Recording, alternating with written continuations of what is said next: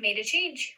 All right, so the book is called Greta and the Giants, and it is inspired by Greta Thunberg's Stand to Save the World. So it is based off of a true story.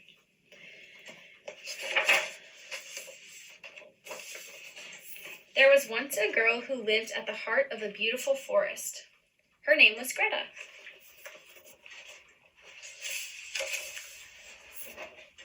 One morning, things weren't quite as they should be. Change their ways. That's why Greta needs your help. You might think you are too little, but Greta says, no one is too small to make a difference. You guys hear that? Nobody is too small to make a difference. That means each and every one of you have the power to make a change and make a difference in this world. Here are some things you can do to help Greta. 1, learn everything you can about climate change and tell your friends and family about what you learned. You can ask your parents or guardians to help make a climate protest. We might be doing that in a little bit. You can recycle, you can walk and run instead of using a car. All these things you can do. But now I have a question for you guys. Greta says that you're not too young and you're not too small to make a difference and make a change. Do you believe that? I want you to take a paper out and jot down your thoughts on this. Think you can either, maybe you do believe that you can, you don't believe that you can, doesn't matter, but you're going to jot down what you think, and then you're going to turn and talk to the person sitting next to you and kind of let them know how you feel about this, okay? I need you guys to be the utmost respectful to people as they are writing this stuff down, because it's personal opinion. If you're too uncomfortable to share, that's okay, but you need to be respectful for your classmates as they are kind of parsing through this and kind of, this is really about your place in the world. You're thinking about where you belong, what you can do to make a change. So this is a big deal. So be respectful of what your classmates have to say and really think about it. It's not an easy question to answer. I'm still wondering where my place is too, okay? So let's go over our target statement for the day. I can analyze informational text and illustrate cause and effect relationships. Okay, so let's go over this in parts. What does it mean to analyze? Yeah, Casey? Okay, Casey says that it means to read. That's fair, because you do analyze when you read. But analyze means something deeper. It means really focusing on the details and what the text is exactly saying. You focus on the specific details. And what is an informational text? Yeah, Mackenzie? Right, an informational text is something that provides you with information. That's a fair definition. It is usually, it's nonfiction, and it provides you with information on a subject. In this case, what do you guys think we're going to be reading about? Yeah, climate change and global warming. Okay, and illustrate cause and effect relationships. What are cause and effect relationships?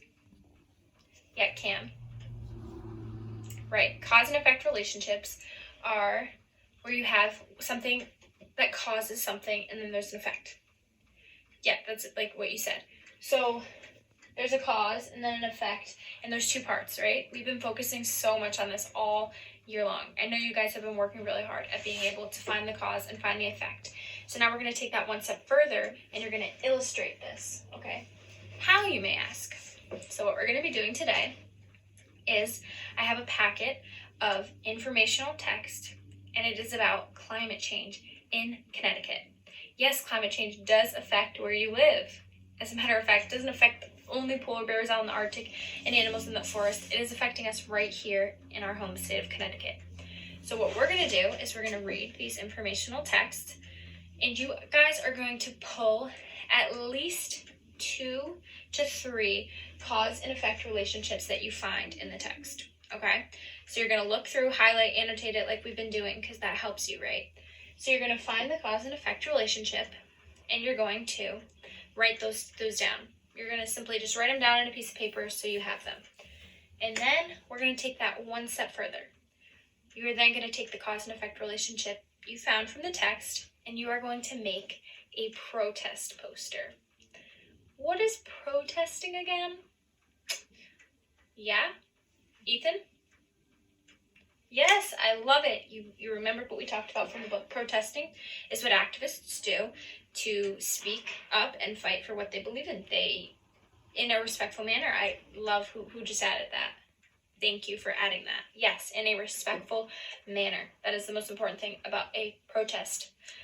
So what we're going to do is we're going to choose one. You can choose your favorite cause and effect statement, and you're going to make a protest poster illustrating that. So that means that you can only use drawings and up to five words, no more than 5 words. You're not going to say the cause and effect relationship is, because we don't want that. We already have that on the piece of paper. We want you to think deeper about how you can illustrate that and show us.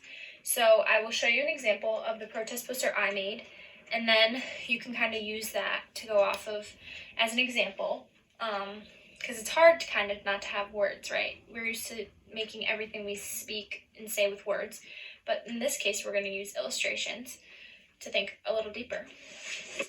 As I've walked around, I've seen you guys have really great, you've come up with really great cause and effect statements based off of the article.